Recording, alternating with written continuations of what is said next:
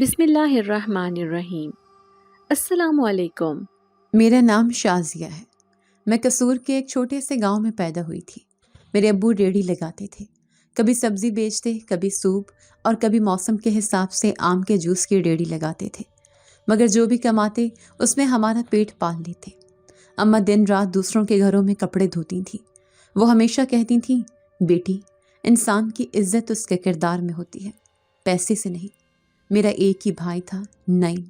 وہ مجھ سے 3 سال بڑا تھا، مگر بچپن سے ہی میرا سایہ بن کر جیتا تھا۔ جب میں چھوٹی تھی اور محلے کے بچے مجھے چھیڑتے تھے تو وہ ان سے لڑ پڑتا، کہتا تھا، میری بہن کو کسی نے کچھ کہا تو میں زبان کھینچ لوں گا۔ گاؤں کے سب لوگ اسے سیدھا اور نرم دل سمجھتے تھے۔ کبھی کسی سے اونچی آواز میں بات نہیں کی تھی، کبھی کسی کا برا نہیں چاہا تھا۔ وہ اکثر رات کو میرے ابو کے پاس بیٹھ کر کہتا تھا، ابو، ایک دن میں بڑا آدمی بنوں گا تاکہ آپ کو ریڑھی نہ لگانی پڑے۔ ابو ہنس کر کہتے، بیٹا، اگر تو سچ بولنے والا اور محنتی بن گیا تو یہی تیری بڑائی ہے۔ نعیم ان کی بات سن کر مسکرا دیتا، پھر اماں کو پانی لا دیتا یا لکڑیاں جمع کر دیتا۔ میں اکثر کہتی، بھائی، تمہیں سب کا اتنا خیال کیوں ہے؟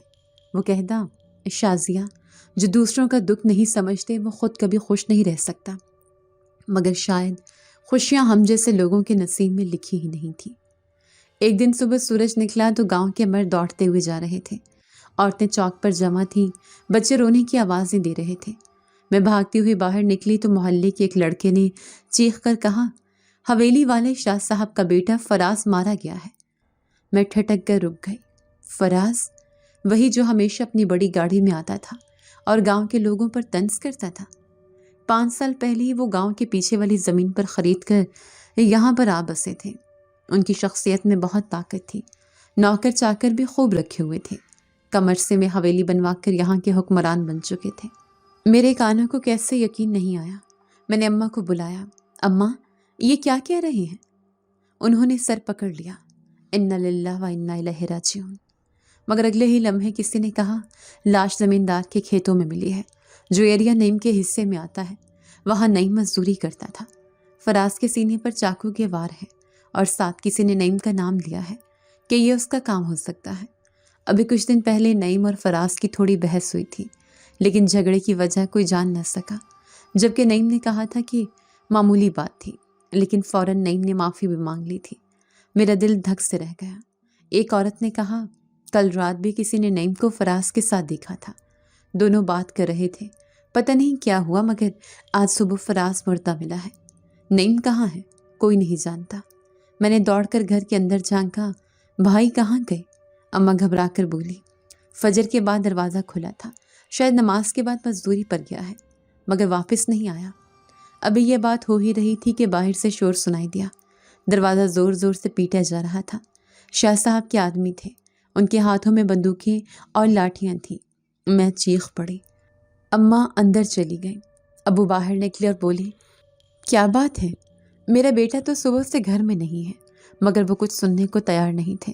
ایک نے آ کر ابو کو دھکا دیا، کہا، تمہارے بیٹے نے ہمارے آقا کے بیٹے کو قتل کیا ہے، ہم اسے لے جائیں گے۔ شاہ صاحب ہمارے ان داتا ہیں، نہ کہ بیٹے کے قتل معاف نہیں ہو گیا۔ ابو نے روتے ہوئے کہا، نہیں نہیں، میرا بیٹا ایسا نہیں کر سکتا، وہ کسی کو ہاتھ تک نہیں اٹھاتا، آپ غلط فہمی میں ہیں۔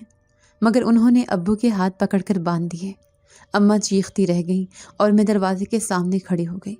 کہنے لگی، میں جاؤں گی گواہی دینے کہ میرا بھائی قاتل نہیں، مگر ایک نوکر نے میرا دوپٹہ کھینچ کر زمین پر گرا دیا۔ میں نے رو رو کر کہا، خدا کے لیے، ہم غریب ضرور ہیں مگر قاتل نہیں۔ شاہ صاحب خود اپنی بڑی گاڑی سے اترے۔ ان کے چہرے پر غصہ اور آنکھوں میں ایک عجیب سی سرخی تھی۔ انہوں نے کہا، اگر تمہارے بھائی نے میرے بیٹے کو ہاتھ بھی لگایا ہے تو میں اس کا حساب نسلوں سے لوں گا۔ ان کے پیچھے گاؤں کے نمبردار بھی کھڑے تھے، جو ہمیشہ انصاف کی بات کرتے تھے، مگر آج وہ بھی خاموش تھے، جیسے سب پر خوف طاری ہو۔ نعیم کو شام تک ڈھونڈ لیا گیا۔ وہ قریبی کھال کے پاس بے ہوش پڑا تھا، ان کے کپڑوں پر خون لگا تھا، مگر وہ کہہ رہا تھا، یہ میرا نہیں ہے، میں نے کچھ نہیں کیا، اللہ کی قسم، میں بے قصور ہوں۔ مگر کون سنتا؟ جب شاہ صاحب کے لوگ اسے پکڑ کر حویلی لے گئے تو گاؤں والے دیکھتے رہے۔ کسی میں اتنی ہمت نہ تھی کہ بولی کہ ممکن ہے سچ کچھ اور ہو۔ رات کو گاؤں کے بڑے لوگوں کی پنچایت ہوئی۔ میں اور میری ماں کمرے کے باہر بیٹھے تھے۔ اندر سے آوازیں آ رہی تھیں۔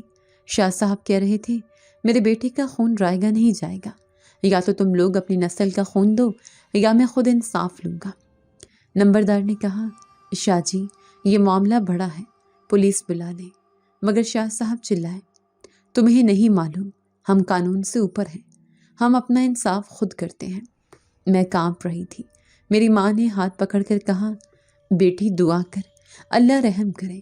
کچھ دیر بعد دروازہ کھلا، سب لوگ باہر نکلے۔ نمبردار نے نظریں جھکا کر کہا، فیصلہ ہو گیا ہے۔ میں نے پوچھا، کون سا فیصلہ؟ اس نے آہستہ آواز میں کہا، خون بہا کا فیصلہ۔ میں کچھ نہ سمجھی۔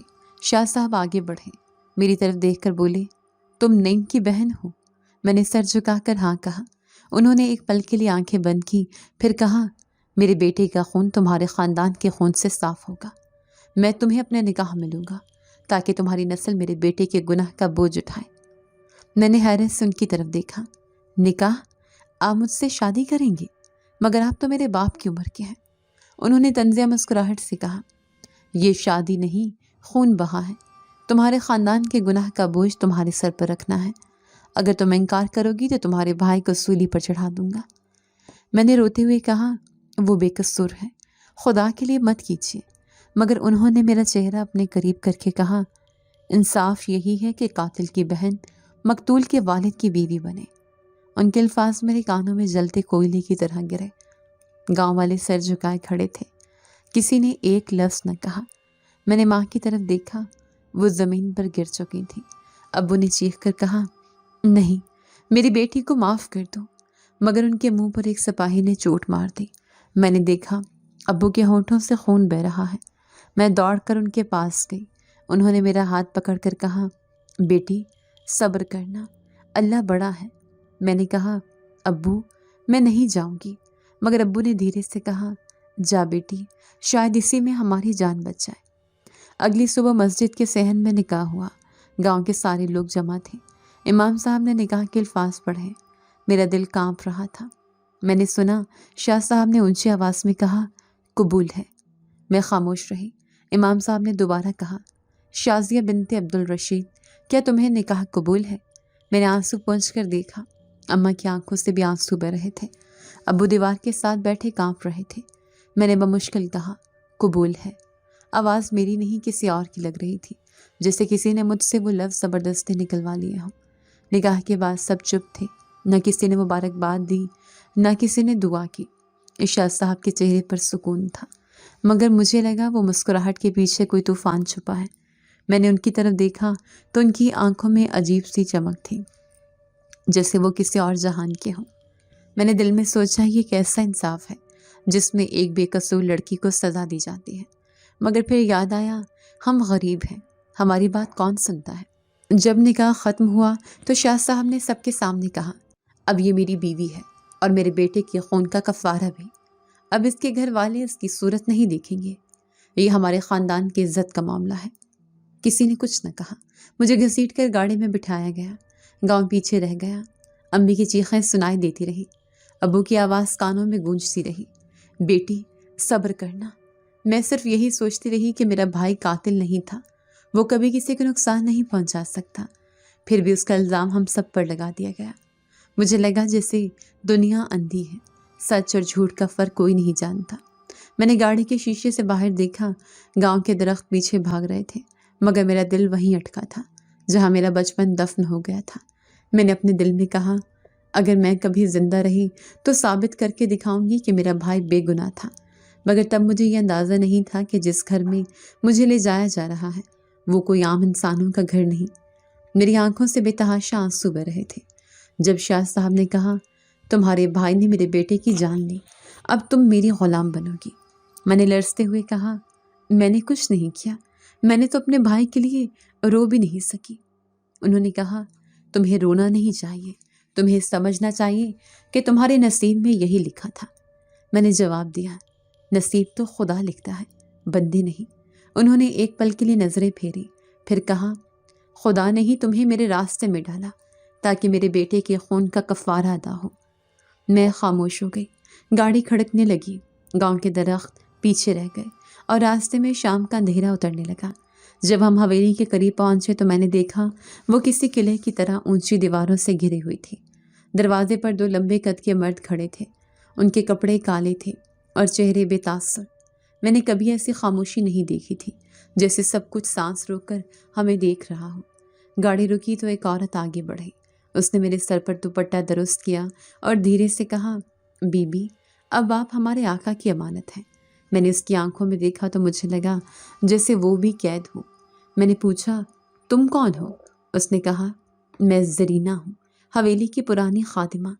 आप बस सवाल न करना, यहाँ सवालों की इजाज़त नहीं।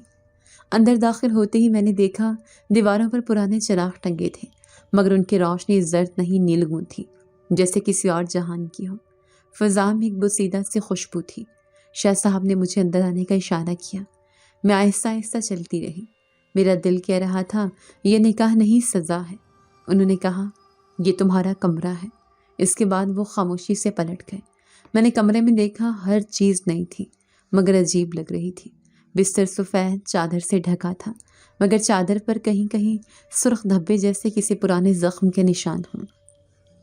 मैंने घबरा कर पीछे हटना चाहा तो ज़रीना ने कहा, बीबी, घबराइए मत, यहाँ सब आपके मातहत हैं, मगर अपनी आंखों के सामने जो भी देखें खामोश रहें। मैंने कहा, तुम क्या कह रही हो?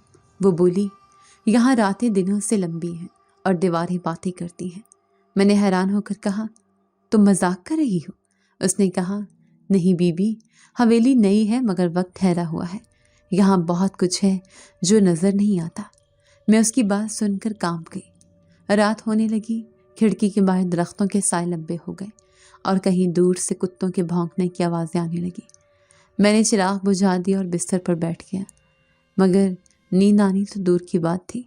मेरे जहन में अम्मा का चेहरा घूम गया, अब्बू की फरियादें और नईम का बेकसूर चेहरा।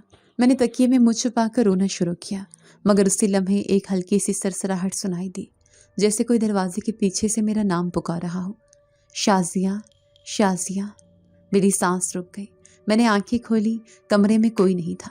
मैंने खुद को यकीन दिलाया कि शायद वहमी हूँ, मगर कुछ देर बाद वो आवाज़ फिर आई। इस बार खिड़की के पार से जैसे दरख्तों के पीछे कोई कह रहा हो, शाज़िया। मैंने कानों पर हाथ रख लिए। दिल ही दिल में दरूद शरीफ पढ़ने लगी। सुबह हुई तो आंखें सोकर भी बोझल थीं। ज़रीना नाश्ता लेकर आई। मैंने कहा, रात को कोई मेरे कमरे के बाहर था। उसने मेरी तरफ देखा और कहा, यहाँ कोई बाहर नहीं आता, सब अपने कमरों में बंद रहते हैं। मैंने कहा, मगर मैंने सुना था। वो बोली, मैंने कहा था बीबी, सवाल ना किया करें, आप अभी नहीं हैं, सब कुछ सीख जाएंगी। मैंने कहा, अगर कोई इंसान नहीं था तो कौन था? वो चुप हो गई और सिर्फ इतना कहा, कुछ चीज़ें इंसानों से ज़्यादा ताकतवर होती हैं। दोपहर को शाह साहब आए। उन्होंने कहा, तुम्हारा हाल कैसा है? मैंने कहा, मेरा हाल वही है जो एक कैदी का होता है। उन्होंने कहा, तुम कैद नहीं, मेरी अमानत हो। मैंने कहा, अमानत वो होती है जिसे इज्जत से रखा जाए, मुझे तो अपने घर से छीन लिया गया। उन्होंने मेरी बात सुनी मगर चेहरे पर कोई तासुर नहीं आया। बोले, मैंने तुम्हारे ख़ानदान पर रहम किया, वरना मैं चाहता तो तुम सबका खून बहा देता। मैंने कहा, अगर आप वाकई रहम दिल हैं तो मेरे भाई को आज़ाद कर दें। उन्होंने कहा, वो आज़ाद है, मगर जहाँ वो है वहाँ से वापस नहीं आएगा। मैंने घबरा कर पूछा, कहाँ है वो? उन्होंने कहा, ज़मीन के नीचे, जहाँ मेरे बेटे का लहू बहा था। मैंने चीख कर कहा, आपने उसे मार दिया? आपने जुल्म किया, वो बेगुनाह था। शाह साहब ने सख्त लहजे में कहा, ज़ुबान संभालो शाज़िया, तुम्हारे ख़ानदान ने हमें दुख दिया है, अब तुम मेरी दुनिया का हिस्सा हो, तुम्हें वही देखना, सुनना और कहना है जो मैं चाहूँगा। मैंने कहा, मैं इंसान हूँ, ग़ुलाम नहीं। उन्होंने सर्द लहजे में कहा, इंसानियत की हदें इस दरवाजे से बाहर है जो तुमने पार कर लिया है। रात को मैंने फिर वही आवाज़ें सुनी, इस बार करीब से, शाज़िया। मैंने दरवाज़ा खोला, कोई नहीं था, मगर सर्द हवा का एक झोंका अंदर आया और चिराग बुझ गया। मैंने दीवार से लग कर बैठ गई। मेरा दिल ज़ोर ज़ोर से धड़क रहा था। अचानक एक लम्हे को लगा जैसे कोई मेरे पास बैठ गया हो। मैंने आंखें बंद कर ली और कहा, कौन हो तुम? जवाब आया, तुम्हें यहाँ क्यों लाया गया है? تمہیں نہیں معلوم کہ یہ جگہ انسانوں کے لیے نہیں؟ میں نے آنکھ کھولی مگر کچھ نہ دیکھا، بس کمرے میں خوشبو پھیل گئی جیسے چنبیلی کی خوشبو ہو، اور پھر وہی سرگوشی، تمہارا بھائی بے قصور تھا۔ میں نے روتے ہوئے کہا، تم کون ہو؟ کیا تم مجھے بتا سکتے ہو کہ میرا بھائی کہاں ہے؟ مگر آواز غائب ہو گئی۔ میں نے پوری رات جاگ کر گزاری۔ صبح کو زرینہ آئی تو میرے ہاتھ پر نیلے نشان تھے، جیسے کسی نے زور سے پکڑا ہو۔ میں نے کہا، یہ دیکھو زرینہ، یہ کیسے ہوا؟ وہ بولی، بی بی آپ رات کو باہر تو نہیں گئی؟ میں نے کہا، نہیں۔ وہ بولی، پھر یہ کسی نادیدہ کا لمس ہے۔ میں نے کہا، نادیدہ سے تمہارا کیا مطلب؟ وہ بولی، بس دعا پڑھا کریں بی بی، اس گھر میں کچھ چیزیں عرصے سے قید ہیں۔ میں نے کہا، کتنے عرصے سے قید؟ مطلب کیا شاہ صاحب انسان نہیں تو اتنے ظالم کیسے ہو سکتے ہیں؟ کیا ان میں ذرا بھی انسانیت نہیں ہے؟ وہ کچھ دیر خاموش رہی، پھر کہا، بیوی میں کچھ نہیں جانتی، مگر اتنا ضرور جانتی ہوں کہ یہاں دن کو جو چہروں پر نظر آتا ہے، رات کو وہ چہرے کچھ اور بن جاتے ہیں۔ دن معمول کے مطابق اداسی سے گزرا۔ اگلی رات میں پھر کمرے میں اکیلی تھی۔ جب سے شاہ صاحب سے میرا نکاح ہوا تھا، وہ ایک رات بھی میرے قریب نہ آئے تھے، بس مجھے باندی بنا کر رکھا گیا تھا اکیلے کمرے میں۔ میں نے دروازہ اندر سے بند کیا مگر باہر سے کسی کے قدموں کی چاپ آ رہی تھی۔ میں نے کھڑکی سے جھانک کر دیکھا، صحن میں شاہ صاحب کھڑے تھے۔ ان کے ہاتھ فضا میں اٹھے ہوئے تھے اور آنکھیں بند تھیں۔ ان کے ارد گرد دھواں سا گھوم رہا تھا، جیسے کوئی ان کے گرد چکر لگا رہا ہو۔ میں نے گھبرا کر آواز دی، شاہ صاحب آپ ٹھیک ہیں؟ مگر انہوں نے میری طرف دیکھا نہیں۔ ان کی آنکھیں لال ہو رہی تھیں اور لب ہل رہے تھے جیسے وہ کسی کو بلا رہے ہوں۔ ان کے منہ سے نکلا ایک لفظ بار بار دہرایا جا رہا تھا، فراز، فراز، واپس آ جا۔ میں نے اپنے کانوں پر ہاتھ رکھ لیے، میری ٹانگیں کانپنے لگی۔ زرینہ بھاگتی ہوئی آئی، بولی، بی بی اندر چلی جائیں، آپ نہیں سمجھتی وہ کس سے بات کر رہے ہیں۔ میں نے کہا، کیا وہ اپنے بیٹے کو بلا رہے ہیں؟ وہ بولی، ہاں، مگر اب وہ دنیا میں نہیں رہا۔ بی بی ان کا دل مانتا نہیں، انہوں نے جنوں کی مدد لینا شروع کر دی ہے تاکہ اپنے بیٹی کی روح کو واپس لا سکے۔ میں نے کانپتی آواز میں کہا، جنوں کی مدد؟ وہ بولی، ہاں بی بی، ان کے خاندان کا پرانا تعلق ہے، وہ لوگ انسانوں کے ساتھ ساتھ چلتے ہیں مگر کسی کو خبر نہیں۔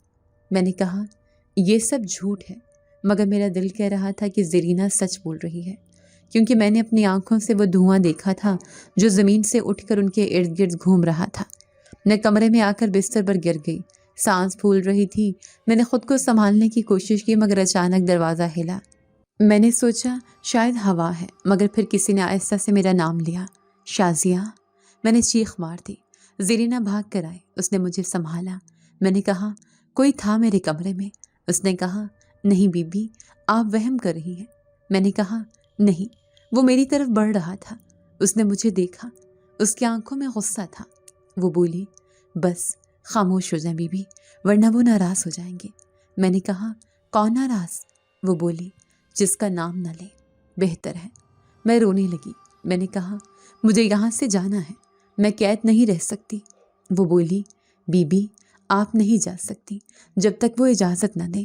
میں نے کہا، مگر یہ قید کا غیر انسانی ہے۔ وہ بولی، بی بی یہاں کے انسان بھی انسان نہیں ہیں۔ صبح سورج نکلا تو سب کچھ خاموش تھا، جیسے رات کو کچھ ہوا ہی نہ ہو۔ میں نے سوچا شاید خواب دیکھا، مگر جب فرش پر دیکھا تو میرے پاؤں کے نشان بنے تھے، جیسے میں خود چل کر باہر گئی ہوں۔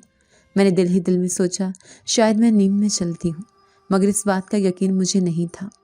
شاہ صاحب ناشتے کے وقت آئے۔ انہوں نے پوچھا، تم رات کو جاگتی رہی؟ میں نے حیران ہو کر کہا، آپ کو کیسے معلوم؟ انہوں نے کہا، یہ حویلی مجھ سے جدا نہیں، یہاں کی ہر سانس میں میرا وجود ہے۔ میں نے کہا، آپ کی باتوں سے ڈر لگتا ہے۔ انہوں نے کہا، ڈر انسان کو کمزور کرتا ہے، تمہیں اپنے دل سے خوف نکالنا ہوگا کیونکہ اب تم میری ہو۔ میں نے کہا، میں آپ کی نہیں ہو سکتی، آپ نے مجھے زبردستی لیا۔ انہوں نے ہنس کر کہا، زبردستی نہیں، قسمت تمہیں لائی ہے، تمہارے بغیر میں ادھورا ہوں، تم وہ کڑی ہو جس سے میرا بیٹا واپس آئے گا۔ میں نے کہا، آپ پاگل ہو گئے ہیں، مردہ واپس نہیں آتے۔ انہوں نے کہا، تم نہیں جانتی شازیہ، کچھ لوگ مر کر بھی ختم نہیں ہوتے، ان کا سایہ زندہ رہتا ہے۔ تم بس میرا کہا مانو، میں تمہیں سب سکھاؤں گا۔ میں ان کی باتیں سن کر گھبرا گئی اور کمرے میں چلی گئی۔ شام کو میں نے دیکھا زرینہ صحن میں زمین صاف کر رہی تھی۔ میں بھی آ کر اس کے سامنے کرسی پر بیٹھ گئی۔ میرا دل بہت گھبرا رہا تھا۔ میں نے کہا، زرینہ تم کتنے سال سے یہاں پر کام کر رہی ہو؟ اس نے کہا، بی بی 4 سال ہو گئے ہیں۔ میں نے کہا، تم نے کبھی باہر جانے کی کوشش نہیں کی؟ وہ بولی، کیسی باتیں کرتی ہیں بی بی، یہاں سے کوئی جا نہیں سکتا۔ میں نے کہا، کیوں؟ اس نے کہا، کیونکہ یہ حویلی زندہ ہے، جو ایک بار اس کے اندر آ جائے وہ اس کی دیواروں میں قید ہو جاتا ہے۔ میں نے کہا، تمہیں یقین ہے اس بات پر؟ وہ بولی، میں نے اپنی بہن کو اسی حویلی میں کھو دیا۔ وہ یہاں کام کرنے آئی تھی، ایک رات غائب ہو گئی اور کبھی نہیں ملی۔ میں نے کہا، کسی نے ڈھونڈا نہیں؟ اس نے کہا، شاہ صاحب نے کہا وہ چلی گئی، مگر میں جانتی ہوں وہ کہیں نہیں گئی، وہ یہی ہے۔ میں نے حیران ہو کر کہا، تمہارا مطلب وہ مر گئی؟ اس نے آہستہ سے کہا، مرنا آسان ہوتا تو شاید اسے سکون مل جاتا بی بی۔ کبھی رات کے وقت صحن میں مت جانا، وہاں وہی ہوا ہے جس نے میری بہن کو لیا تھا۔ اس رات میں نے طے کیا کہ میں دیکھوں گی شاہ صاحب رات کو کیا کرتے ہیں۔ آدھی رات کے بعد میں آہستہ سے دروازہ کھول کر نکلی۔ صحن میں چاند کی مدھم روشنی تھی۔ پیپل کے درخت کے نیچے شاہ صاحب کھڑے تھے۔ ان کے ارد گرد چھوٹے چھوٹے چراغ جل رہے تھے اور فضا میں دھواں پھیل رہا تھا۔ ان کی آنکھیں بند تھیں اور وہ آسمان کی طرف دیکھ کر کچھ پڑھ رہے تھے۔ اچانک دھوئیں سے ایک انسانی سایہ ابھرا جو ان کے قریب جا کر رکا۔ شاہ صاحب نے ہاتھ بڑھایا اور دھواں ان کے ہاتھوں کے گرد لپٹ گیا۔ میں یہ منظر دیکھ کر کانپنے لگی۔ میرا دل چیخ رہا تھا۔ میں بھاگ کر واپس کمرے میں آئی، مگر دروازہ بند کرتے کرتے میرے پیچھے کسی نے سانس لی۔ میں نے مڑ کر دیکھا، کوئی نہیں تھا، مگر ٹھنڈی ہوا میرے بالوں کو چھو گئی۔ میں نے بمشکل دروازہ بند کیا اور بے ہوش ہو گئی۔ جب آنکھ کھلی تو سورج نکل آیا تھا۔ زرینہ میرے پاس بیٹھی تھی۔ اس نے پانی پلایا اور کہا، بی بی آپ نے وہی دیکھا نا؟ میں نے کہا، ہاں۔ وہ کیا تھا؟ اس نے آہستہ سے کہا، وہ ان کے بیٹے کی روح تھی جسے وہ واپس لانے کی کوشش کر رہے ہیں۔ میں نے کہا، مگر یہ سب ناممکن ہے۔ اس نے کہا، بی بی یہاں ممکن اور ناممکن کا کوئی فرق نہیں۔ یہاں راتیں سانس لیتی ہیں اور دن سوتا ہے۔ آپ جلد ہی سمجھ جائیں گی کہ اس حویلی میں زندگی سے زیادہ طاقت موت کی ہے۔ میں نے چپ چاپ آنکھیں بند کر لی، کیونکہ اب مجھے یقین ہو چکا تھا کہ میں انسانوں کے گھر میں نہیں، بلکہ ایک ایسی حویلی میں ہوں جو خود زندہ ہے اور رات کو اپنی سانسوں سے بولتی ہے۔ تب اس طرح ایک ملازم بھاگتا ہوا آیا اور کہنے لگا، زرینہ فضول باتوں میں وقت ضائع کر رہی ہو، چلو بڑے صاحب نے بلایا ہے۔ تبھی میں نے محسوس کیا کہ وہ آنکھوں ہی آنکھوں میں اسے ڈرا رہا تھا، جیسے وہ اسے مجھے کچھ بھی بتانے سے منع کر رہا ہو۔ چند دن گزر گئے، مگر میرا دل اس حویلی کے سکوت میں مزید بے چین ہوتا جا رہا تھا۔ ہر کمرے میں کوئی نہ کوئی کہانی تھی، ہر دیوار کسی راز کو چھپائے بیٹھی تھی۔ شاہ صاحب دن میں کم بولتے، مگر ان کی آنکھیں ہمیشہ میرے چہرے پر کچھ ڈھونڈتی رہتی، جیسے وہ میرے اندر کسی اور کو تلاش کر رہے ہوں۔ میں نے ان دنوں کئی بار دیکھا کہ وہ کبھی تنہا صحن میں بیٹھ کر کسی سے آہستہ آہستہ باتیں کرتے، کبھی ہاتھ آسمان کی طرف اٹھا کر کچھ پڑھنے لگتے۔ زرینہ کہتی، بی بی ان کے قریب رات کو مت جانا، مگر میرے اندر ایک ضد سی پیدا ہو گئی تھی کہ میں جانوں آخر یہ سب کیا ہے۔ ایک دن میں نے دیکھا کہ شاہ صاحب کے نوکر ایک دروازے کو ہمیشہ بند رکھتے تھے۔ اس پر ایک پرانی سی زنجیر لگی تھی، اور جب میں اس کے قریب سے گزرتی تو ہوا جیسے رک سے جاتی۔ زرینہ نے مجھے وہاں دیکھ کر ڈانٹا بھی تھا کہ یہاں مت آئیں، یہ جگہ اچھی نہیں۔ میں نے کہا، کیوں؟ وہ بولی، یہ ممنوعہ کمرہ ہے، یہاں کوئی نہیں جاتا۔ میں نے کہا، مگر کیوں؟ اس نے نظریں جھکا کر کہا، کیونکہ یہاں وہ ہے جو جا چکا ہے مگر جا نہیں سکا۔ میں حیران رہ گئی، یہ کیسی بات تھی، مگر اس کے چہرے پر خوف صاف نظر آ رہا تھا۔ رات بھر میں سوچتی رہی آخر وہاں کیا ہے۔ اگلے دن میں نے خود سے وعدہ کیا کہ میں اس دروازے کے اندر جھانک کر دیکھوں گی۔ دوپہر کا وقت تھا، سب لوگ حویلی کے پچھلے حصے میں مصروف تھے، کسی چیز کی کھدائی ہو رہی تھی اور شاہ صاحب بھی کہیں گئے ہوئے تھے۔ میں نے موقع غنیمت جانا اور آہستہ سے اس دروازے کی طرف بڑھی۔ زنجیر بھاری تھی مگر تالا لگا نہیں تھا، جیسے کسی نے جان بوجھ کر بس دکھاوے کو باندھ رکھا ہو۔ میں نے دل پر ہاتھ رکھا اور زنجیر ہٹائی۔ دروازہ چرچرا کر کھلا۔ اندر اندھیرا تھا، بوسیدہ فرش اور دیواروں پر عجیب سی نمی تھی۔ ہوا میں باسی خوشبو پھیلی ہوئی تھی، جیسے کسی نے یہاں برسوں سے دیا جلا رکھا ہو۔ میں آہستہ آہستہ اندر داخل ہوئی۔ کمرے کے بیچ میں ایک بڑی تصویر لگی تھی، فراز کی۔ میں نے پہلے بھی اس کا نام سنا تھا مگر تصویر میں پہلی بار چہرہ دیکھا تھا۔ وہ نوجوان تھا، خوبصورت تھا، مگر اس کی آنکھوں میں ایک ایسی چمک تھی جو زندہ انسانوں میں نہیں ہوتی۔ میں نے سوچا شاید روشنی کا دھوکہ ہے، مگر جب میں قریب گئی تو لگا جیسے اس کی آنکھیں مجھے دیکھ رہی ہوں۔ میں پیچھے ہٹ گئی، دل تیزی سے دھڑکنے لگا۔ اچانک پیچھے سے ایک آواز آئی، یہاں آنا منع ہے۔ میں نے مڑ کر دیکھا، شاہ صاحب دروازے میں کھڑے تھے۔ ان کا چہرہ سخت تھا اور آنکھوں میں وہی پراسرار روشنی۔ میں نے ہمت کر کے کہا، میں بس تصویر دیکھ رہی تھی۔ انہوں نے تیز لہجے میں کہا، تمہیں نہیں آنا چاہیے تھا، تم نہیں جانتی یہاں کی ہوا بھی رازوں کی محافظ ہے۔ میں نے کہا، میں جاننا چاہتی ہوں سچ کیا ہے؟ فراز واقعی مر گیا ہے۔ وہ کچھ دیر خاموش رہے، پھر آہستہ سے بولے، مر گیا تھا مگر تمہاری موجودگی نے اسے دوبارہ بلایا ہے۔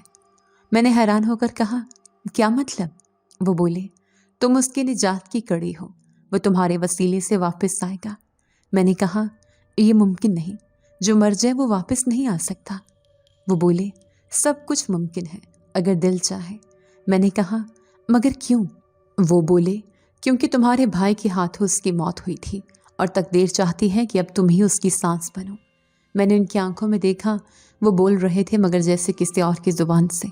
میں پیچھے ہٹی تو انہوں نے آہستہ سے کہا، اب تم جا سکتی ہو، مگر یاد رکھنا دوبارہ یہاں قدم مت رکھنا، کیونکہ اب وہ تمہیں پہچان چکا ہے۔ میں تیزی سے کمرے سے نکلی، دل دھڑک رہا تھا جیسے کوئی میرے پیچھے آ رہا ہو۔ کمرے سے باہر آ کر میں نے دروازہ بند کیا تو ہوا رک سی گئی۔ زرینہ بھاگتی ہوئی آئی، بی بی آپ اس کمرے میں گئی تھی نا؟ میں نے کہا، ہاں، مگر تمہیں کس سے پتا؟ اس نے کہا، اس کمرے کا دروازہ جب کھلتا ہے تو پوری حویلی لرز جاتی ہے۔ میں نے کہا، زرینہ وہ تصویر زندہ لگ رہی۔ وہ بولی، جب شاہ صاحب اسے دیکھتے ہیں تو وہ سانس لیتا ہے۔ میں نے کہا، کیا فراز زندہ ہے؟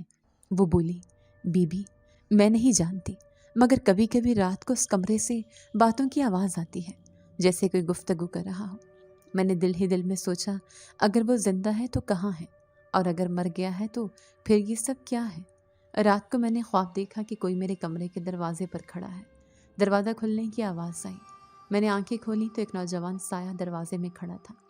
اس کے چہرے پر وہی نقش، وہی آنکھیں۔ میں نے ڈرتے ہوئے کہا، کون ہو تم؟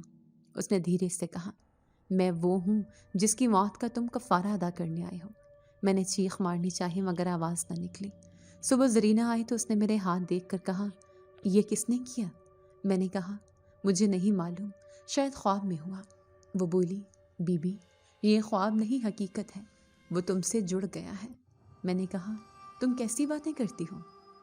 اس نے کہا، میں سچ کہہ رہی ہوں، اب وہ تمہارے آس پاس ہے۔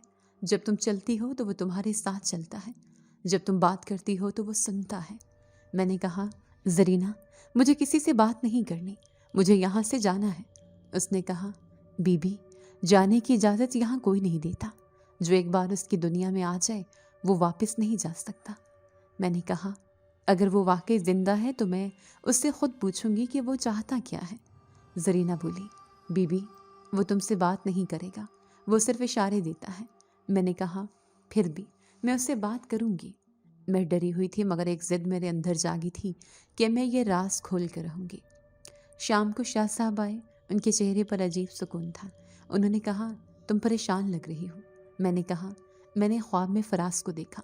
انہوں نے گہری سانس لی، پھر کہا، وہ تمہیں نقصان نہیں پہنچائے گا، وہ تمہارا دشمن نہیں، وہ تم سے جڑا ہوا ہے۔ میں نے کہا، مگر وہ مجھے ڈراتا ہے۔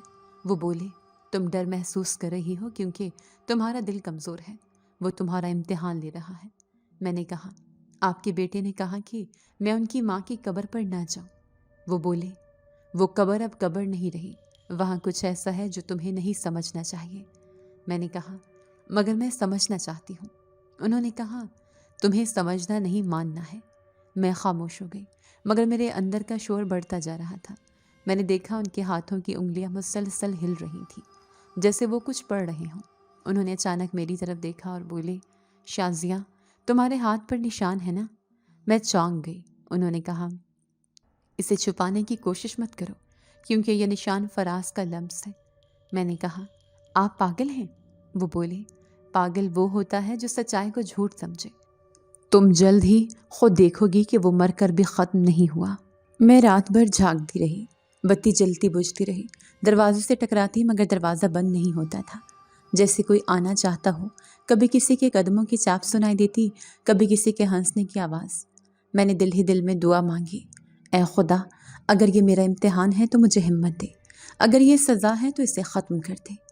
میں ساری رات قرآن پڑھتی رہی، مگر ہر آیت کے بعد جیسے کوئی پھونک مار کر موم بتی بجھا دیتا۔ میں بار بار روشن کرتی اور وہ بجھ جاتی، یہاں تک کہ آخری موم بتی بھی ختم ہو گئی۔ کمرہ اندھیرے میں ڈوب گیا اور دیوار سے کسی نے آہستہ سے میرا نام لیا، شازیہ۔ میں نے آنکھیں بند کر لیں، آنسو بہنے لگے۔ صبح جب روشنی آئی تو کمرے کی دیوار پر وہی نشان تھا جو میرے ہاتھ پر تھا، جیسے کسی نے وہاں بھی ہاتھ رکھا ہو۔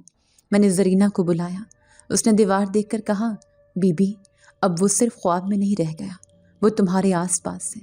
میں نے کہا، اب میں کیا کروں؟ وہ بولی، دعا کرو، مگر بی بی، دعا سے زیادہ یہاں خاموشی کام آتی ہے۔ میں نے آسمان کی طرف دیکھا اور سوچا شاید یہ نکاح واقعی سزا تھی جس نے میری روح کو کسی اور کے قید خانے میں جکڑ دیا تھا، اور اب میں اس قید سے نکل نہیں سکتی، کیونکہ اس حویلی کا پہلا راز یہ تھا کہ شاہ صاحب کا بیٹا مرا نہیں تھا، بلکہ وہ اب میرے اندر جاگ رہا تھا۔ صبح سورج ابھی پورا نکلا بھی نہ تھا کہ حویلی کے اندر اچانک شور مچ گیا۔ عورتوں کی چیخیں اور مردوں کی بھاگ دوڑ نے فضا کو ہلا کے رکھ دیا تھا۔ میں نے دروازہ کھولا تو صحن میں لوگ جمع تھے اور درمیان میں زرینہ کی لاش پڑی تھی۔ اس کا چہرہ سفید ہو چکا تھا، آنکھیں کھلی ہوئی تھیں، زبان نیلی ہو گئی تھی اور جسم اکڑا ہوا جیسے کسی نے پوری طاقت سے دبوچ لیا ہو۔ میں بھاگتی ہوئی اس کے پاس گئی اور چیخ کر بولی، زرینہ، آنکھیں کھولو۔ میں رو رہی تھی مگر وہ حرکت نہ کر رہی تھی۔ شاہ صاحب کے نوکر بولے، شاید سانپ نے کاٹا ہوگا۔ میں نے کانپتی آواز میں کہا، سانپ کہاں سے آیا؟ مگر کسی نے جواب نہ دیا۔ میں نے جب اس کی کلائی پر نظر ڈالی تو دل جیسے رک گیا۔ اس کی کلائی پر وہی نیلا نشان تھا جو میرے ہاتھ پر تھا۔ میں نے چیخ کر اپنا دوپٹہ ہٹایا اور دونوں نشانوں کو دیکھا، بالکل ایک جیسے، گہرے نیلے رنگ کے۔ میں نے کہا، یہ سانپ کا ڈسا نہیں، یہ کچھ اور ہے۔ سب نے نظریں چرا لیں، کسی نے کچھ نہیں کہا۔ میں اندر بھاگ آئی اور بستر پر بیٹھ کر رونے لگی۔ میں نے کہا، یا اللہ، یہ سب کیا ہو رہا ہے؟ اس حویلی میں مرنے والے انسان کیوں نہیں لگتے؟ زرینہ کل تک ہنس رہی تھی، اب ایک لمحے میں ختم ہو گئی۔ شاہ صاحب دوپہر میں آئے، ان کے چہرے پر کوئی افسوس نہیں تھا۔ وہ سیدھے میرے کمرے میں آئے اور کرسی پر بیٹھ گئے۔ میں نے ان سے کہا، زرینہ مر گئی ہے، آپ کچھ کہیں گے؟ وہ بولے، موت صرف انسانوں کے لیے ہوتی ہے، ہم جیسے لوگ مر نہیں سکتے، ہم فقط روپ بدلتے ہیں۔ میں نے حیران ہو کر کہا، آپ کیسی باتیں کرتے ہیں؟ انسان کا روپ بدلنا ممکن نہیں۔ وہ بولے، ممکن ہے اگر انسان ہی نہ ہو۔ میں نے کہا، آپ کیا کہنا چاہتے ہیں؟ وہ دھیرے سے مسکرائے اور بولے، ہم جنات کی نسل سے ہیں، صدیوں سے انسانوں میں رہتے آئے ہیں، تمہیں ہم نے خون بہا کے نام پر نہیں، اپنی سلطنت کی ملکہ بنانے کو چنا ہے۔ میں نے ان کی بات سنی اور میری سانس رک گئی۔ میں پیچھے ہٹی اور بولی، یہ کیسی باتیں ہیں؟ آپ انسان نہیں ہیں۔ وہ بولے، تمہارے دل نے پہلے ہی محسوس کر لیا تھا نا، یہ گھر، یہ لوگ، یہ راتیں سب تمہیں عام نہیں لگتی تھیں۔ وہ اپنی جگہ سے اٹھے اور آہستہ آہستہ میرے قریب آئے۔ ان کی آنکھوں میں وہی لال چمک تھی جو میں نے پہلے دیکھی تھی۔ انہوں نے میرا ہاتھ پکڑا اور بولی، یہ نشان ہماری پہچان ہے، یہ تمہیں ہم سے جوڑتا ہے، تم اب ہمارے خاندان کا حصہ بن چکی ہو۔ میں نے اپنا ہاتھ چھڑانے کی کوشش کی مگر دروازے خود بند ہونے لگے، کھڑکیاں ہلنے لگیں، ہوا تیز ہو گئی جیسے پورا گھر کانپ رہا ہو۔ میں نے چیخ کر کہا، مجھے جانے دو۔ وہ بولے، تم اب جا نہیں سکتی شازیہ، تم ہمارے درمیان ہو۔ میں نے کہا، میں انسان ہوں، میں یہاں نہیں رہ سکتی۔ انہوں نے کہا، انسان ہونا تمہاری مجبوری تھی، اب تمہاری تقدیر کچھ اور ہے۔ میں نے رو کر کہا، مجھے اپنے گھر جانا ہے، میری ماں، میری سب کچھ۔ وہ بولے، تمہاری دنیا ختم ہو چکی ہے، تمہارا بھائی قربانی بن چکا ہے۔ میں نے کہا، کیا مطلب؟ انہوں نے کہا، تم جلد جان جاؤ گی مگر اب تم آرام کرو۔ میں نے کہا، مجھے سکون نہیں چاہیے، مجھے سچ چاہیے۔ وہ بولے، سچ سے زیادہ خوفناک کوئی چیز نہیں ہوتی۔ میں ان کے کمرے سے بھاگ نکلی اور حویلی کے پچھلے حصے کی طرف چل پڑی۔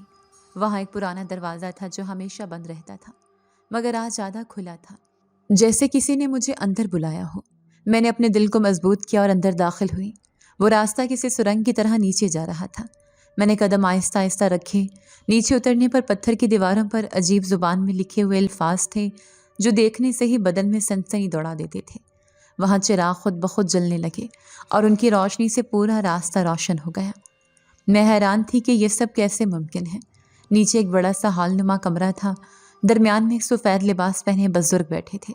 ان کا چہرہ روشنی سے ڈھکا ہوا تھا۔ میں نے ادب سے کہا، آپ کون ہیں؟ انہوں نے کہا، میں اس حویلی کا نگہبان ہوں جو نسلوں سے شاہ جنات کے خاندان کی خدمت کرتا آیا ہے۔ میں نے کہا، شاہ صاحب نے کہا، وہ جن ہیں کیا؟ یہ سچ ہے؟ وہ بولی، سچ وہی ہے جس سے تم بھاگ رہی ہو۔ میں نے کہا، یہ سب جھوٹ ہے، میں خواب دیکھ رہی ہوں۔ وہ بولے، نہیں بیٹی، یہ خواب نہیں ہے، تمہیں شاہ جنات نے اپنے خاندان میں شامل کرنے کی رسم شروع کر دی ہے۔ تمہارا خون اب انسانی نہیں رہے گا، تمہیں وہ اپنے قبیلے کی رانی بنانے والا ہے۔ میں نے ڈرتے ہوئے کہا، میں نہیں مانتی، میں صرف ایک انسان ہوں۔ اس نے دھیرے سے کہا، اگر تم چاہو تو واپس جا سکتی ہو، مگر یاد رکھو، اگر تم گئی تو سب کچھ بھول جاؤ گی۔ تمہاری ماں، تمہارا بھائی، تمہارا گاؤں سب مٹ جائے گا جیسے کبھی تھا ہی نہیں۔ میں نے روتے ہوئے کہا، میرا بھائی زندہ ہے نا؟ اس نے کہا، نہیں، وہ تمہارے لیے قربانی بن چکا ہے، مگر شاہ جنات تم سے بدلہ نہیں لینا چاہتا، اب وہ تم سے محبت کر بیٹھا ہے۔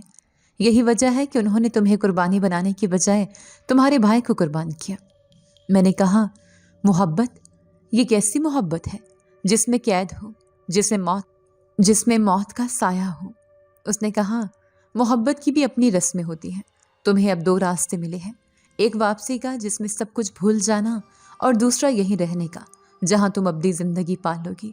میں نے کہا، اگر میں چلی گئی تو کیا واقعی سب کچھ بھول جاؤں گی؟ وہ بولا، ہاں، تمہارا ذہن صاف ہو جائے گا، تمہیں کچھ یاد نہیں رہے گا، حتیٰ کہ اپنا نام بھی نہیں۔ میں نے کہا، اگر میں رہی تو اس قید میں رہنا ہوگا۔ اس نے کہا، یہ قید نہیں، بادشاہت ہے، مگر تمہارے دل میں خوف ہے، اور خوف رکھنے والے رانی نہیں بنتے۔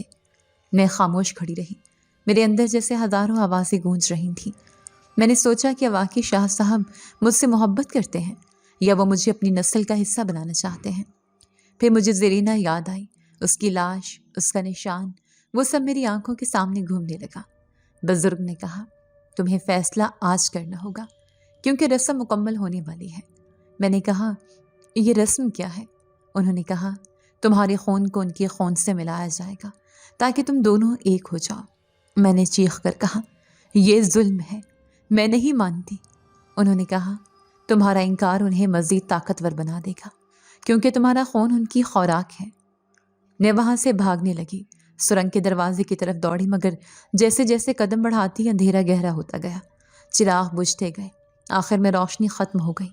میں ٹھوکر کھا کر گری اور کسی کے مضبوط ہاتھوں نے مجھے تھام لیا۔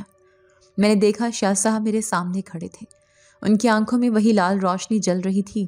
انہوں نے کہا، میں نے کہا تھا نا، تمہیں یہاں نہیں آنا چاہیے۔ تم نے نگہبان کو دیکھا ہے، وہ ہمارے رازوں کا محافظ ہے۔ میں نے کہا، آپ سب پاگل ہیں، یہ سب جھوٹ ہے۔ وہ بولے، نہیں شازیہ، یہ حقیقت ہے جو تمہاری رگوں میں اتر چکی ہے، اب تم ہمارا حصہ ہو، چاہو یا نہ چاہو۔ میں نے کہا، مجھے جانے دو۔ انہوں نے دھیرے سے کہا، جانا چاہتی ہو تو جا سکتی ہو، مگر واپسی بھول جاؤ گی۔ میں نے کہا، اگر بھول گئی تو میری ماں، میرا بھائی، میرا سب کچھ۔ وہ بولے، سب کچھ بھول جانا ہی نجات ہے۔ میں نے کہا، نہیں، میں بھولنا نہیں چاہتی، میں انسان ہوں، میرا دل انسان کا ہے۔ انہوں نے کہا، یہی تمہاری کمزوری ہے، ہم صدیوں سے انسانوں میں رہ رہے ہیں، مگر کبھی کسی انسان کو اپنے دل میں نہیں جگہ دی، مگر تم مختلف ہو۔ میں خاموش ہو گئی، میرے ہاتھ کے نشان نیلے سے سیاہ ہونے لگے، جسے خون جم گیا ہو اور اس کے اندر کوئی سانس لے رہا ہو۔ میں نے کہا، یہ نشان جل رہا ہے۔ انہوں نے کہا، یہ تمہارے بدلنے کی نشانی ہے، جب یہ مکمل ہو جائے گا تو تم ہمارے جیسی ہو جاؤ گی۔ میں نے روتے ہوئے کہا، نہیں، مجھے یہ زندگی نہیں چاہیے۔ انہوں نے کہا، تمہارے پاس اب وقت نہیں شازیہ، سورج ڈھلنے سے پہلے تمہارا فیصلہ ہونا چاہیے، ورنہ رسم خود مکمل ہو جائے گی۔ میں نے آسمان کی طرف دیکھا، روشنی مان پڑ رہی تھی۔ میں نے دل میں کہا، یا اللہ، میں کہاں آ گئی ہوں؟ یہ انسان نہیں، جنات کا گھر ہے، اور میں ان کی قیدی بن گئی ہوں۔ میری آنکھوں کے سامنے زرینہ کی مسکراہٹ اب ڈر میں بدل گئی۔ اس کی لاش یاد آئی، وہ نشان یاد آیا، وہ سب میرا مقدر بن گئے تھے۔ میں نے زمین پر ہاتھ رکھا اور روتے ہوئے کہا، اگر میں واقعی کسی جنات کی دنیا میں ہوں تو مجھے یہاں سے نکال مولا، کیونکہ مجھے اپنی ماں کے چہرے کی روشنی اب بھی یاد ہے۔ میں سب بھول نہیں سکتی۔ میں انسان ہوں اور انسان کبھی اپنی ماں کو نہیں بھولتا۔ میں کئی دن اور کئی راتیں بالکل خاموش رہی، نہ کسی سے بات کی، نہ کھانا کھایا، بس اپنے کمرے کی کھڑکی سے باہر آسمان دیکھتی رہی، جہاں چاند کبھی صاف تو کبھی دھندلا نظر آتا تھا۔ شاید جنات اب پہلے جیسے نہیں رہے تھے۔ ان کی آنکھوں کی وہ لالی کم ہو چکی تھی اور ان کے لہجے کی سختی کہیں کھو گئی تھی۔ وہ مجھ سے دور رہنے لگے تھے، مگر ان کی موجودگی اب بھی محسوس ہوتی تھی، جیسے ہوا میں ان کی سانس کھلی ہو۔ ایک رات وہ آہستہ سے میرے کمرے کے دروازے پر آئے اور بولی، شازیہ، کیا تم جاگ رہی ہو؟ میں نے چونک کر کہا، جی میں جاگ رہی ہوں۔ وہ اندر آئے، ان کے چہرے پر تھکن تھی مگر آنکھوں میں نرمی تھی۔ میں نے کہا، آپ کچھ کہنا چاہتے ہیں؟ وہ بولی، میں تمہیں تمہارے گھر چھوڑ سکتا ہوں مگر تمہارا وجود میرے جہان سے جڑ چکا ہے۔ تم اگر چلی گئی تو دونوں جہانوں کا توازن بگڑ جائے گا۔ میں نے ان کی آنکھوں میں دیکھا، وہاں وہ غصہ نہیں تھا جو پہلے دن تھا، بلکہ ایک عجیب سا دکھ چھپا تھا، جیسے صدیوں کا بوجھ وہ اٹھائے ہوئے ہوں۔ میں نے ہمت کر کے کہا، آپ مجھ سے کیا چاہتے ہیں؟ وہ دھیرے سے بولے، اب کچھ نہیں۔ میں نے تمہیں بہت ستایا، تم سے وہ سب چھین لیا جو تمہارا حق تھا۔ میں نے تمہیں قید کر کے اپنے بیٹے کے خون کا کفارہ سمجھا مگر میں غلط تھا۔ میں نے چونک کر ان کی طرف دیکھا۔ وہ بولے، میرا بیٹا فراز انسانوں کی دنیا میں خودکشی کر چکا تھا، تمہارے بھائی کا کوئی قصور نہ تھا۔ میں نے بدلے کے اندھے جنون میں تمہارے گھر والوں پر ظلم کیا، تمہارے بھائی پر الزام لگایا، تمہیں خون بہا کے نام پر اپنے نکاح میں لے لیا، مگر میں نے انصاف نہیں کیا، میں نے ظلم کیا۔ وہ بولتے گئے اور میری آنکھوں سے آنسو بہتے گئے۔ میں نے روتے ہوئے کہا، تو آپ کو اب یہ احساس ہوا؟ انہوں نے کہا، ہاں، دیر سے صحیح مگر احساس ہو گیا ہے۔ تم معصوم تھی، تمہارا بھائی بے گناہ تھا، مگر میں اپنی طاقت کے غرور میں اندھا ہو گیا تھا۔ مجھے لگا میں رب کے فیصلے بدل سکتا ہوں، مگر میں بھول گیا تھا کہ ہر چیز کی ایک حد ہوتی ہے۔ میں نے تمہیں قید کر کے خود کو بھی قید کر لیا۔ اب میں چاہتا ہوں کہ تم آزاد ہو جاؤ۔ میں نے کہا، اگر آپ چاہتے ہیں کہ میں چلی جاؤں تو مجھے جانے دیں۔ وہ بولی، جا سکتی ہو مگر سنو شازیہ، تم اس دنیا سے نکلو گی تو تمہارے دل میں میرا ایک حصہ رہ جائے گا، کیونکہ تم میرے جہاں کا حصہ بن چکی ہو۔ میں نے کہا، اگر آپ واقعی توبہ کر چکے ہیں تو مجھے میرے بھائی کی قبر پر لے چلیں۔ وہ بولے، تمہارے بھائی کو سکون مل چکا ہے، وہ میری سلطنت کی نجات بن چکا ہے، اب اس کا جسم نہیں صرف دعا باقی ہے۔ میں نے آنسو پونچھتے ہوئے کہا، تو مجھے دعا کرنے دو۔ وہ بولے، ضرور، مگر پہلے میرا ایک وعدہ سن لو۔ میں نے کہا، کیا؟ وہ بولے، میں آج تمہیں اپنی سلطنت کی ولیہ بناتا ہوں، میری بیوی نہیں، کیونکہ رشتہ جسم سے نہیں روح سے ہوتا ہے۔ میں نے حیرت سے دیکھا اور کہا، مگر میں تو انسان ہوں۔ وہ بولے، تمہارا دل اب انسانوں سے بڑا ہے، تم نے ہمیں احساس دلایا کہ طاقت انسانیت کے بغیر اندھی ہوتی ہے۔ میں نے خاموشی سے ان کی بات سنی۔ انہوں نے پہلی بار میرا ماتھا چوم کر کہا، آج سے تم میری بیوی نہیں، میری سلطنت کی ولیہ ہو۔ اور اس لمحے میں نے پہلی بار محسوس کیا کہ ان کی آنکھوں کا رنگ انسانوں جیسا نہیں، مگر ان کا دل انسان سے زیادہ نرم ہو گیا تھا۔ رات بھر میں ان کی باتوں کے بارے میں سوچتی رہی۔ عجیب سا سکون میرے دل میں اتر گیا تھا۔ اب مجھے ان سے ڈر نہیں لگ رہا تھا، بلکہ افسوس تھا کہ میں ان کے اندر کے دکھ کو پہلے کیوں نہ سمجھ سکی۔ اگلی صبح سورج طلوع ہوا تو اس کی روشنی حویلی کے صحن پر پھیل گئی۔ ہوا میں عجب سا سکون تھا، جیسے برسوں کے بعد اس زمین نے راحت کی سانس لی ہو۔ حویلی کے دروازے کھلے ہوئے تھے۔ میں باہر نکلی تو دیکھا شاہ جنات سب خفیہ دروازے بند کر رہے تھے۔ ان کے ہاتھوں کی حرکتوں کے ساتھ ساتھ دیواروں پر کنندہ وہ جناتی تحریریں مٹ رہی تھیں۔ میں نے کہا، اب کیا ہوگا؟ وہ بولے، اب وقت آ گیا ہے کہ ہم واپس جائیں اپنے جہاں، جہاں سے ہم آئے تھے۔ یہ دنیا ہماری نہیں۔ میں نے کہا، تو میں کہاں جاؤں؟ وہ بولے، تم رہو انسانوں میں، تمہارا مقدر وہی ہے جہاں تم پیدا ہوئی، مگر یاد رکھو ہم تمہارے محافظ رہیں گے۔ جب کبھی تم تنہا ہوگی تو ہم تمہارے آس پاس ہوں گے۔ میں نے ان کے چہرے پر آخری بار نظر ڈالی، ان کی آنکھوں میں روشنی چمک رہی تھی۔ وہ بولی، شازیہ، تم نے ہم میں انسانیت پیدا کر دی ہے، تم نے ہمیں بخشش کا مطلب سمجھا دیا ہے۔ ہم جنات طاقتور ہیں مگر تم نے دکھایا کہ طاقت معافی کے آگے کمزور ہوتی ہے۔ اتنا کہہ کر انہوں نے ہاتھ اٹھایا۔ فضا میں نیلا دھواں پھیل گیا، چراغ خود بخود بجھنے لگے، زمین جیسے لرز گئی اور میں نے دیکھا وہ دھیرے دھیرے روشنی میں بدلتے جا رہے ہیں۔ ان کی شکلیں مان پڑتی گئیں اور پھر وہ نظروں سے اوجھل ہو گئے۔ میں اکیلی کھڑی رہ گئی۔ فضا میں صرف خاموشی تھی مگر وہ خاموشی بھی سکون بھری تھی، جیسے کسی نے میرے دل سے بوجھ اتار دیا ہو۔ میں نے آسمان کی طرف دیکھا اور آنکھیں بند کر کے کہا، یا اللہ تیرا شکر ہے تو نے سچ دکھایا مگر ساتھ ہی معافی بھی دی۔ میں نے حویلی کا دروازہ پار کیا تو باہر کی دنیا بالکل بدل چکی تھی۔ ہوا میں ٹھنڈک تھی مگر وہ ڈر نہیں تھا جو پہلے ہوتا تھا۔ میں نے اپنے گاؤں کا راستہ لیا۔ جب میں وہاں پہنچی تو لوگ حیران تھے۔ سب کہنے لگے، شازیہ تم زندہ ہو؟ ہم نے تو سنا تھا تمہیں شاہ صاحب نے مار ڈالا۔ میں نے مسکرا کر کہا، وہ انسان نہیں تھے مگر انہوں نے انسانیت سکھا دی۔ میں نے ان کی باتوں کو دل میں رکھا اور بس خاموش رہی۔ کسی نے پوچھا، وہ حویلی والے کہاں گئے؟ میں نے کہا، وہ اپنے جہاں واپس چلے گئے۔